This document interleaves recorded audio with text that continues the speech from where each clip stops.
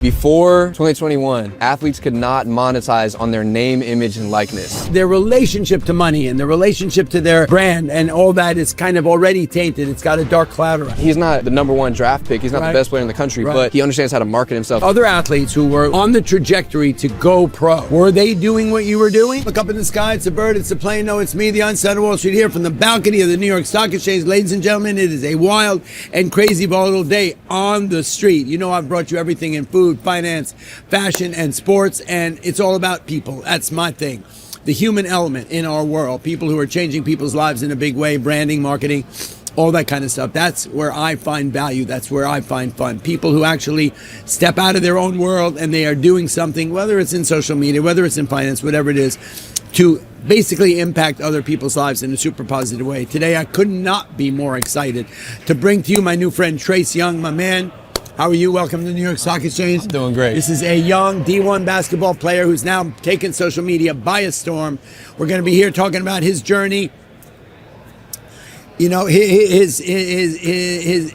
as a human being changing the world one human being at a time. So welcome. It's good to have you here. Thank you. It's really a pleasure. So you know, this is the audience are like people from all different.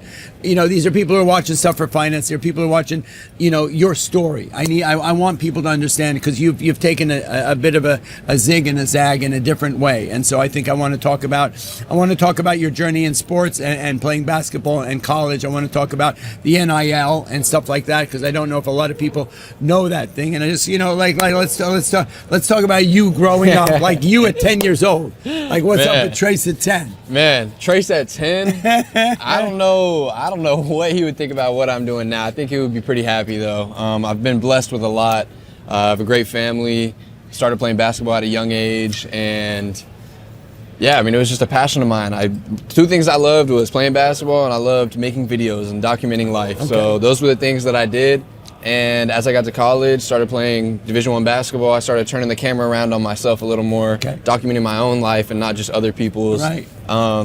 And that's when that's a real transition, because normally when we're talking about taking pictures of other people or videos of other people in the world of social media, we're always looking outside the camera. Absolutely. But it takes a lot to actually internalize it because you're telling your story as opposed to just looking outside of yourself. And I think that takes a level of maturity, but it changes the whole perspective on things. 100%. And it was a perfect storm too, because as I started posting on social media, on TikTok, on Instagram, posting stuff about my life, that is when like the algorithm and all the kind of going viral stuff started, and around like 2020, 2021. Right. And so then How old were you during COVID? You were what, 16, 17 years old? I was in high school. Right. I was in high school still. And then I transferred to LSU, where I continued playing basketball before I graduated, built a brand, started in documentaries with Amazon Prime about NIL.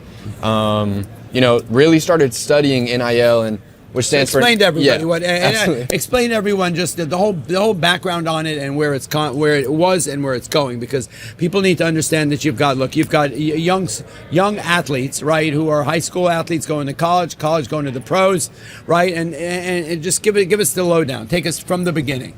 Absolutely. So before 2021, athletes could not monetize on their name, image, and likeness. Okay. So that's perfect. Thank you for that perfect explanation, because people don't understand that at all. Right. So you had athletes like Johnny Manziel. You had huge athletes with huge names, and people would be outside the stadium selling their jersey, profiting every single jersey sale, making thousands and thousands of dollars, while the athlete didn't see it. From a marketing point of view, from a merchandise point of view, and from a playing point of view. Exactly. The schools are making a ton of money. They're good at sports, and now they have all these people coming in paying tuition. The athletes, they got a scholarship, but they weren't able to actually maximize these opportunities. Right. Whereas everyone else was able to. A regular person could go and be a social media influencer and capitalize on who they are. So why couldn't athletes? So in 2021, that all changed, and that was now legal. No one knew what does NIL stand for? Do we know? Name, image, and likeness. Name, image, and likeness. Right. So basically, who you are. So like your logo, right? You could throw that on the screen right there. Yeah. That's Peter Einstein of Wall Street. That's his name. Right. You got his image, the logo, and then your likeness. And I need to own that. Exactly. And if I own it, then I can monetize it. And you know, I would hope people don't look at that as a negative thing, because at the end of the day, think about it. If everyone now, look, if the playing field is level, then it's all good. Then everybody has their their own thing. But if there are other people who are able to look, the school is able to monetize this, the athlete. People in the general public are able to monetize it, whether it's through merch or whatever, are able to monetize them. And you're not allowed to monetize your own likeness and image. And so that's amazing. So it was a law that was passed? Exactly. So they passed the law. It was in works for a while, and then they passed it. But the problem was that once they passed it, people still didn't understand it. Right. You know, I got in a meeting with my team, and they said that this had now changed, and I didn't even know what that meant for me. Right. And so I started What did it studying. actually mean? Were schools allotted money? Where'd the money come from? So no. So they still give us the scholarships, things like that, to the athletes. Okay. But now it was basically we can go out and make money. That's kind of what NIL was built for. So now when somebody is selling your jerseys, now you get a % of that because it's your name. Right. Kind of initially for things like that, merchandise. It was actually you were not a regular high school or a college student. Right. Could not get paid for anything to do with their likeness or image. Right. They were working their asses off. They were playing sports. Right. They were going to school, playing sports, and if anybody knows, especially D1, obviously the commitment that takes as a student is extraordinary. For sure. Right. You have no life basically. No, right. You are for sure. you're playing. You're committing yourself to it. So think about it. Am I committing myself? And I met Kendrick Perkins, and he's one of the guys who was, I think, influential in that being passed. And he talked about growing up that he was raised by his grandparents, and he had already gotten contracts, right, for college ball. Right when he was in high school, but his grandparents couldn't even afford to come see him play the games because so many of the players come from families that don't have any means. They have no means. They have no money. And the fact is that they've got these looming contracts worth millions and millions of dollars that they're not even allowed to source and get to be able to change their lives. And so by the time they end up getting that money, their relationship to money and their relationship to their brand and all that is kind of already tainted. It's got a dark cloud around it. Exactly. So that was the biggest thing, is understanding what actually is this and how can I monetize. So where this did the money come? So were schools suddenly then allotted money by was there an initial relationship of brands and schools, or how did that work? It happened pretty quickly where things started. Once the laws changed, that was it. It was like, now you're allowed to do this. Now it's kind of up in the air of how you want to go about it. It's catch as can. All right, so your journey was, you were smart. You jumped on it right away. Right. You were already doing a social media thing. Right. So you understood monetization from a visual perspective on social. And then what was the first move you made? The first move that I made was I went to like YouTube, Instagram, and I made it to where I was able to monetize, so where I actually could get paid from the platform, because we weren't allowed to do that before. Right. And then the next thing that I did was I went business to business while I was an athlete when I was playing at Colorado State. And I went door to door, went in, asked for their manager, told him who I was. My name is Trace Young. Which kind of businesses? Like my first NIL local deal. Stores or local store, restaurant. My first NIL deal was at an ice cream shop, actually. Okay. And I walked up and I said, "Hi, my name is Trace Young." And they were like, "Oh yeah, you're the basketball player," you know, because it's a college town. Yeah. And I was like, "Yes, I would love to. These NIL laws just changed. This is what it means. I have this many hundreds of thousands of followers, tens of thousands of followers, whatever. I think I could really help your business." Kind of laid them out what I could do. They were like, "Let's do it." I had my own ice cream flavor, and they promoted it. And I went and I was serving ice cream to the public, and they said, "Oh my God, I love it! Yeah. That's so smart." And in that 1 month where my ice cream flavor was there, what was the flavor?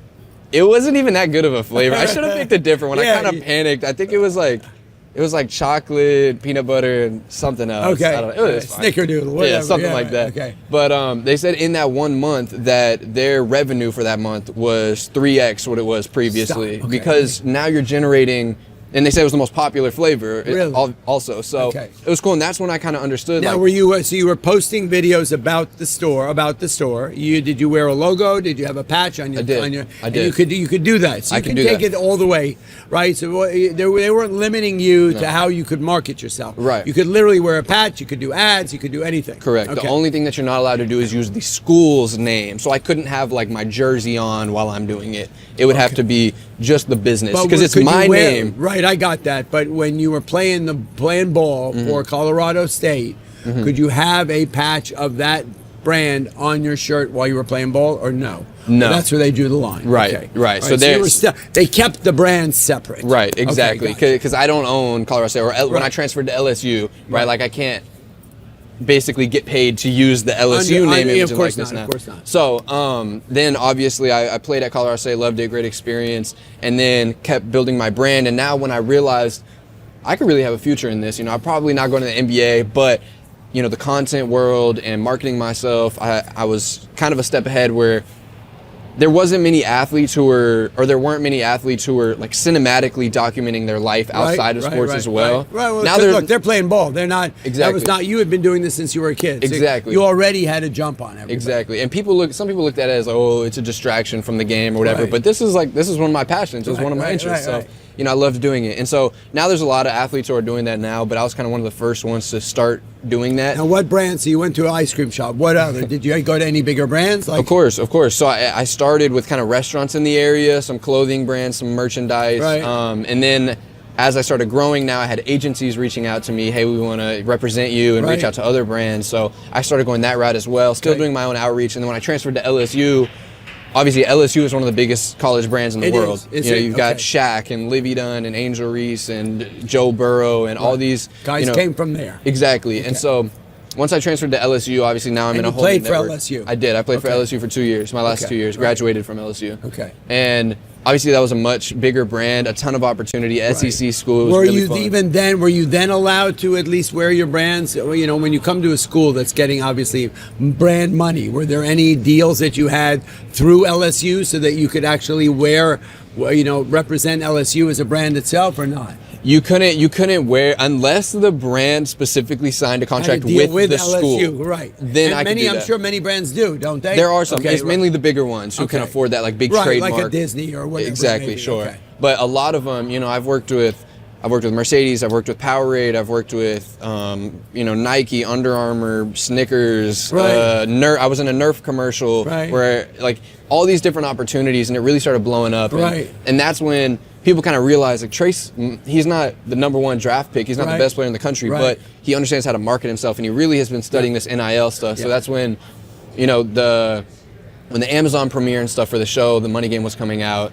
They actually picked me up on a private jet, flew me to the United States, in Washington D.C., and was at the U.S. Capitol speaking and talking, and in the room while they were actually trying to change these NIL laws and put a little more reform on them, a little more organization. They were asking me the questions because they knew that I was respected in the space. And so that's when that was my last year at LSU. I graduated and knew, how can I use what I've learned in my talents to help other people? Because I wasn't the top 1% of athletes in the country. I was part of the 99%. No question. I feel like my testimony is that it doesn't matter if you're at the biggest school or if you're the best player or if you play you can still build a brand. I mean, there are the top people in a brand. It's the same as with me. I mean, it's a matter of, we're talking about opportunity, right? I mean, I think that's the most important thing here, because I mean, one of the things I love to talk about and get out to the audience is everyone's struggling. Everybody's trying to find their place, whether it's spiritually, emotionally, financially, whatever it is, trying to find their space in this world. 100%. And that's how you deal with your confidence and self-esteem and all that stuff. And there are people who are struggling more, people who don't have the background or who didn't have the finances to do that. And so, if we can help them, like you're doing, and we'll go deeper into that story, be able to benefit and find opportunity out there, because think about it, so many people so let's talk for a minute. So what about were there, besides you had probably took a little bit of, you were not playing,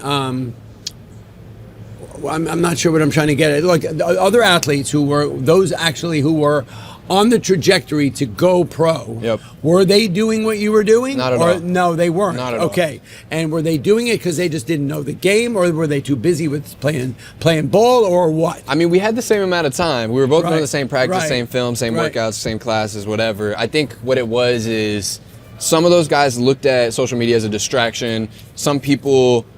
I think the problem that I always see athletes is they put all their eggs into one basket. And I'm going to the league. There's no plan B. I'm going to the league. And the problem with that is, very few make it. 1%. Right, less 1%. Than I that. know. Less than 1%. And so now you have all these athletes who didn't really try in school, maybe don't have a degree or have a degree that they don't really even want any future with. Right. And now they put all their eggs into one basket. They were too cool to post on social media. They didn't want to do all that. And now they're left with no They contract. didn't get a draft. They didn't get a contract, and they're sitting there. College is over. Exactly. They did not take advantage of that monetization. They didn't. And so, and they actually missed that window. They missed the it. window may be very small. 100%. You know, it's funny. I mean, I've seen it in my life on social media that there, you know, you go through. Sometimes there's a missed opportunity.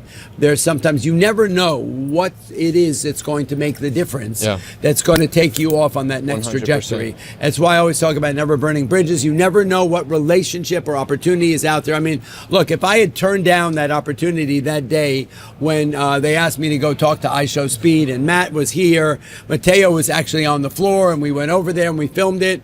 And you know, and I mean, that's changed my life. Right. One little 15-minute little blip of time has incredibly changed my whole life. You know, I went from being, you know, a fairly significant social media influencer and still doing what I do to a major influencer, millions of followers, millions of views. I mean, you know, suddenly I am a brand that is attractive to other brands that want to do it. So you never know what it's going to be. That's one little small thing. It's not coincidence. It's just, you know, it's just this. So the planets are aligning. God's on your side, and you're just going like, "Holy shit, this is unbelievable." Exactly, and I think, like you said, it's all about momentum too. And I'm not saying that athletes in college it's all about brand deals and saving all your money for the rest of your life. Right. It's about momentum. So, you know, kind of how I look at it is, if you capitalize on that momentum, like say your time with Speed, right? A lot of attention, you know, now you can use that and leverage it. So now once those people have eyes on you,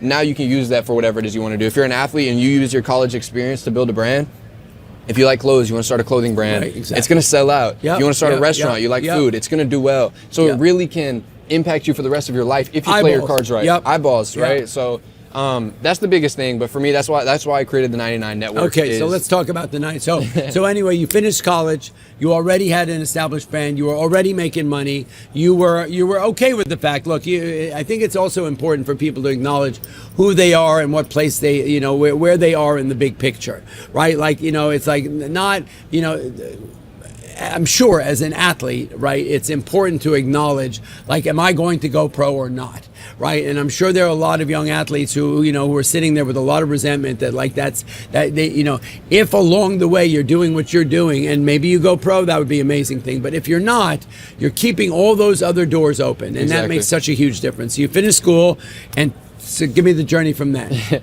I just graduated less than a year ago. Oh, really? And Okay, started all right. So there's not a whole lot on the journey, but I moved to New York City and knew, you know, I'm still going to pursue my personal brand and my personal content. I love it. I love documenting life. I think Jesus Christ has blessed me in so many ways I couldn't even imagine. And so why not share it and, you know, just so we started the 99%. What is that? Yeah, so the 99 Network. 99 Network. Yeah, no, you're good. So essentially what it is myself and other people who have built their brands at a high level, who are part of the 99%, who don't just have a huge, you know, immediately they're super wealthy or immediately they're a top athlete in the world. Right. But people who have built that for themselves have gathered together and kind of assembled this team to where now we teach that to other people, whether you're an athlete, whether you're a creator, maybe you want a brand of doing your finance stuff, your stocks or whatever it is, like this is really so valuable when you have people seeing what you're doing. And you know, myself and my friend Jack, he does now day in the life videos. He does like fitness stuff, but he also does kind of life coaching. I mean, he started with 0 followers, made a brand new Instagram a year ago, was talking to me about, should I do it? Kind of, we put a plan in place, and he has over 400,000 followers in less than a year. That's incredible. And so, like quit his 9-to-5 job, is pursuing this now. And what was really he doing before? He was working a corporate job. I'm trying to remember exactly what it was. It was with Clementine, I think. Was he happy? No, he was not happy. And so that was his biggest thing, is he was like, I want to pursue what I love doing and travel and be able to, you know, whatever it is, anything that life comes his way, he could pursue. So, that was the biggest thing, that now, like, he's a coach now and helping people do the same thing that he did.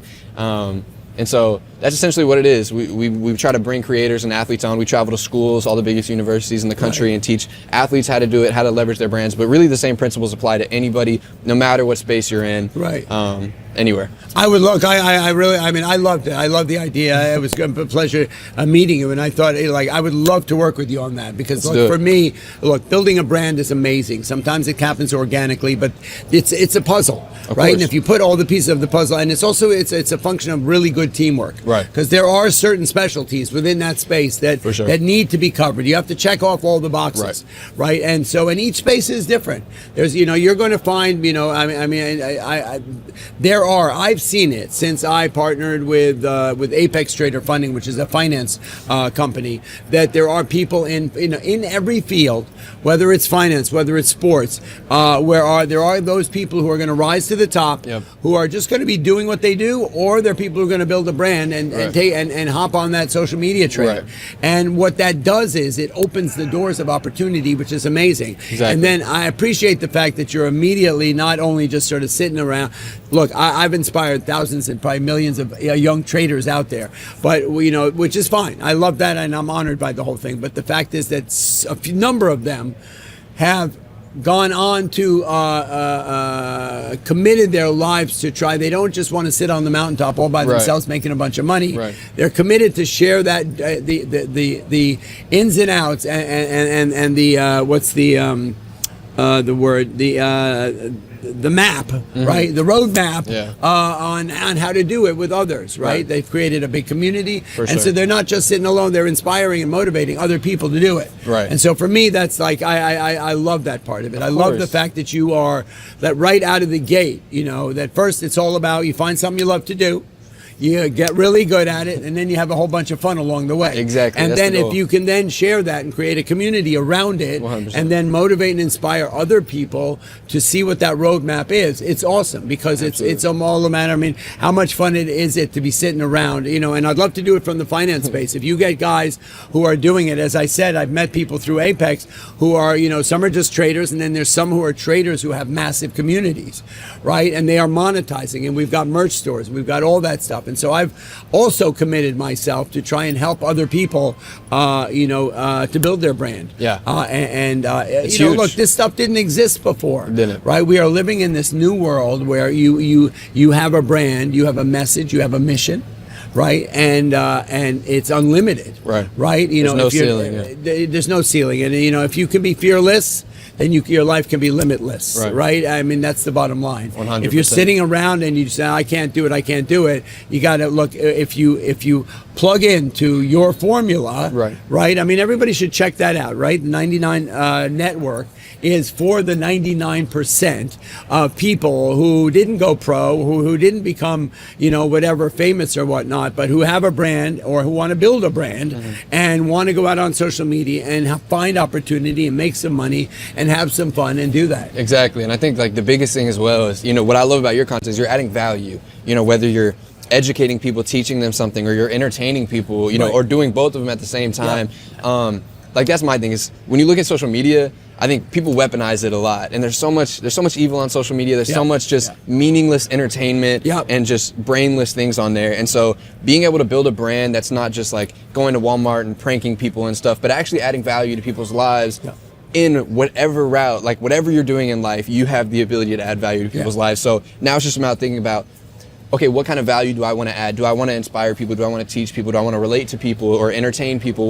What type of value can I do? And then with that now, what's the right structure for how do I do that? Because there is really plans. Like people look at creators, they probably look at you and they think, oh, he's just good at social media. He's good at talking, and his stuff just goes viral. Like like we were just talking about, like you have a team of people who are helping you. You have a plan in place of people, and obviously you're the brains behind everything, but there is organization and structure to this, and so being able to have that for yourself so that you can now create something is huge. And trust me, it is not easy. No. Right, and it is not something that you can just sort of do in a half-assed way. 100%. Look, it's. I mean, when my world blew up, right? I went from 260,000 followers to 1.1 million.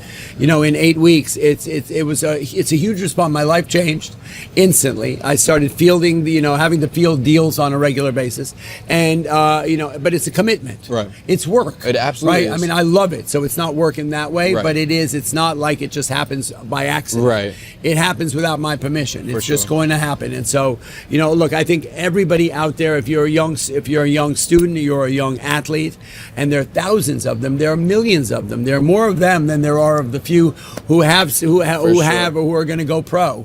You said your options from the athletic point of view was to either go pro or go to Europe or play in some smaller leagues, right? But you want to be the best of the best. So you've really you've transitioned, you've accepted who you are, right? Which is awesome. And that's from a spiritual point of view, it's really important to acknowledge who you are, what your mission is, and then how you can help other people. That's the most important right? piece. And so I'm incredibly impressed with the company, and I was thrilled to work with you, because at the end of the day, it's all about motivating and inspiring other people. I have a gentleman who's coming soon, who I'm going to be interviewing him. He's an artist. His name is King Saladin. He has some work here. I met him the minute I went on social media. It was one of the first people I met. And he has a company called CMI, Create, Motivate, Inspire. I love it. Right? And for me, that's the greatest thing. That's what we're doing. Yeah. We're creating, we're motivating, and we're inspiring other people, because sometimes it's just a little move a muscle, change a thought. Some people, you just need a little bit of a push, a little bit of a confidence. Plug them into a network of things the way it works, because when you look at it, I think one of the biggest impediments that people have to becoming successful is fear. Right? Like, oh, I can't do that, or I have to have all this done before I do that. Yeah, you overthink yourself out of it. Exactly. Yeah. We are our own worst enemy as far as that goes. Sometimes you just got to dip your toe in, move it around and see what happens, and test the waters. 100%. And see. And if you've got somebody next to you or behind you, or walking side by side, right, taking you through the motions, then think about it. There are so many people who, it's like the funnel, the social media funnel. Think about it when we're talking about, engagement on social media. Like, you bring somebody into your landing page, your website. How many of those actually make it all the way down to actually buy a T-shirt or buy a course or buy anything? Yeah. And then all those people who I lose along the way, right? I probably lose 80%. Only a few trickle in, and that's still a good ratio. It's still a good ratio. You want the engagement and you want that, but what is it that makes them leave along the way? Right. And so it's a learning process. It's an analyzation process. Absolutely. I work with a lady who's one of my advisor. I've hired her recently. Her name is Sveta. She's Bulgarian. Sorry about that. No disrespect to the Romanian Bulgarians, but she's a social media. She analyzes social listening. Wow. So she goes out and she looks for trends. He's working with her too, which is so fun. She's looking for trends and listening for trends and analyzing what people on social media are talking about and doing and listening to. Wow. And then she reports back to large corporations so that they spend their money on social media in an efficient way. On the things, right? Because think about it. There's a big dislocate between large corporations who are way up on the hill, of course, and then social media down here. Right. And if they were to know what people were talking, that's in the old days when I was growing up. I had a friend whose mom was in market research, and we worked for General Mills, which is the company that makes all the cereals that we eat. And in those days, when they came out with a new cereal, the market research, this was before the internet, before cell phones, before any of this shit, right? The way they did market research was they would invite 100 kids into a room. They'd give them, Count Chocula, and they'd give them Raisin Bran, they'd give them Frosted Flakes, and they'd see which one they liked. Right. And then that's what they would go with, like Coca-Cola, New Coke, all that kind of stuff. Well, now social media is what sets the trends. Exactly. Right? And so, everybody's into it, but not everybody analyzes it. And she's really good at it. That's amazing. I'd love to introduce you to her, because she'd be helpful for you. She'd be helpful for you. Absolutely. Because in your space, so she doesn't just do it in a general way. She'll go into your space. Into the niche. Right? And then scrape it. And then analyze it and see what are people talking about in that space, about brand building, about marketing, about merchandise. And then she reports back. Right, and that can make your life so much better, because it's a way more efficient way. You find out where you can spend your money. That's really do I go heavy into TikTok? Do I go into Instagram? Who's listening to what? Where's my audience? Where's my demographic? Right. Do our T-shirts in right now? No, maybe it's keychains. Maybe it's hats. What are people doing? What are people talking about? What are the trends? And then if I knew that, then I probably will save myself a lot of money and course. time along the way. Yeah, that's like And the so- biggest information you could know. It's That's key. what you need. It's yeah, friggin' That's- genius. And yeah. so, and you know, she said, "Look, you're blowing up, and I see what you're doing, and I'm listening. I'm out there listening to what they're saying about you, Right. and I think I can add value. And Right. that's what you talked about. I love that fact that it's all about adding value. It is. Right. At the end of the day, it's just look. There's visuals, there's entertainment. That's one thing, but actually adding value into somebody's life is so pivotal. Agreed. Right. If I can impact somebody else in a positive way. Right, at the end of the day, nobody gets out of here alive. Right. If I can impact somebody in a positive way, spiritually, financially, emotionally, then I've done my job. That's the right? most You know what? important thing. I mean, that's it. I can look back, you know, and go, you know what? Those are the people I inspired, I motivated, I created this, and it's awesome. And I did the best I could. Right. That's Yes, all sir. we can expect. So That's you all know you what? can do. I'm honored to meet you. I'm Yes, so sir. happy. You know, things happen for a reason, right? Likewise. We just happen to run each other. We ran into each other backstage at the Beyond Summit. Those guys are talking to me. Are you going to be doing more stuff with them? I think so. I think I Yeah, am. so I spoke to Scott yesterday, Okay. one of the CEOs of Yep. that organization. What's it called? The summer. What is it? Summer something. the Summer- one coming up. Yeah, well, then the whole thing is called Summer something. Oh, the Under Beyond Now Summit. The Beyond Now Summit is a summit that talks about these programs that they have in college Right. in high school students who want to get specialized in certain subjects Mm-hmm. get to spend 2 weeks in colleges learning college level courses. And so they're asking me to set up a whole thing in finance and Oh, that'd be and all amazing. that. Look, at the end of the day, what you're doing is what everybody's talking about, and it's so hot. Branding, marketing, and all that. And I think you're adding a huge value and a service to everybody out there. If you're an athlete, or if you're in finance, or you're anything that you need help building a brand or whatever, check out the 99 Network. Check out Trace Young. He's kicking ass, taking names, and you know what? It's a pleasure, my man. And great I'm to the meet Einstein you. of Wall Street. That's all I got to say about that.